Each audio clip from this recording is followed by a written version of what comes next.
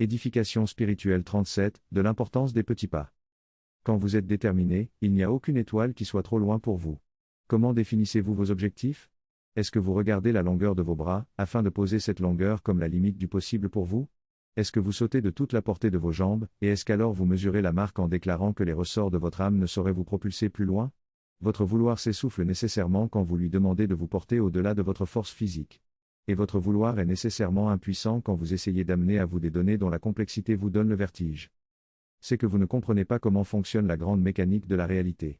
Il y a la loi de l'addition des petits pas, qui vous rend capable de déplacer une montagne, mais en prenant le temps nécessaire et en vous attaquant à un caillou à la fois, à une pelletée à la fois. C'est déjà cette loi qui vous a permis aujourd'hui de maîtriser les données et les techniques de votre métier. Et vous oubliez que son domaine d'application ne se limite pas à la dernière année de vos études ou de votre formation professionnelle. Son domaine s'étend à l'échelle de toute votre vie et au-delà.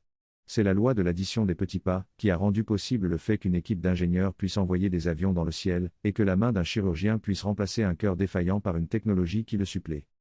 La détermination, ce n'est pas essayer d'atteindre le sommet d'une montagne en un seul bond. C'est avoir la force d'intégrer un petit pas après l'autre.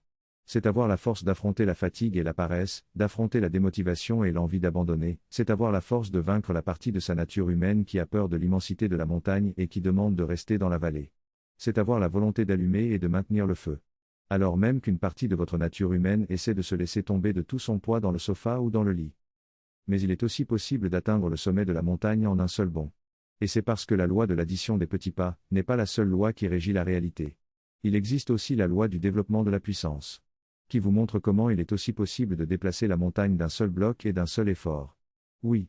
La puissance agit comme un pouvoir direct, et non comme une compétence qui combine de petits arcs entre eux pour en faire une technicité fonctionnelle. Que dit la loi du développement de la puissance?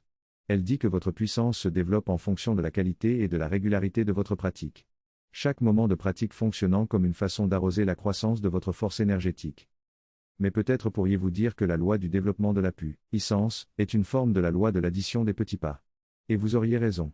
De sorte que c'est toujours la même loi qui gouverne la réalité, mais selon des modalités différentes. Ou bien vous construisez de la technologie ou de la technicité pour déplacer la montagne petit bout par petit bout. Ou bien vous développez votre force énergétique jusqu'au point où elle sera capable de saisir la montagne d'une seule poigne, et de la déplacer d'un seul mouvement. Non, ce n'est pas impossible. Oui, c'est aussi une image. Mais une image pour désigner le même ordre de choses. Car la force énergétique est capable de réaliser d'un seul mouvement, ce que la technologie et la technicité ne pourraient pas nécessairement réaliser en une infinité de petits bouts. Et votre pratique. C'est-à-dire ces moments que vous investissez pour travailler votre concentration en termes d'énergie et de force. Votre pratique, c'est la loi de l'addition des petits pas, adaptée spécifiquement au développement de votre force énergétique.